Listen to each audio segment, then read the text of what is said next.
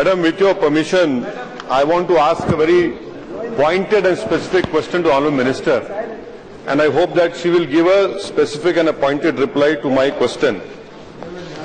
Madam, I would like to know from the Honourable Minister that isn't it true that the 66th round of National Sample Survey data said that among the major religious group, the proportion of urban households with major source of earnings as self-employment was highest for Muslims, that is 46%.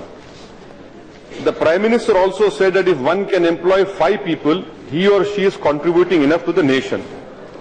Stand Up India is dedicated to women and to scheduled caste and scheduled tribe, but not for minorities.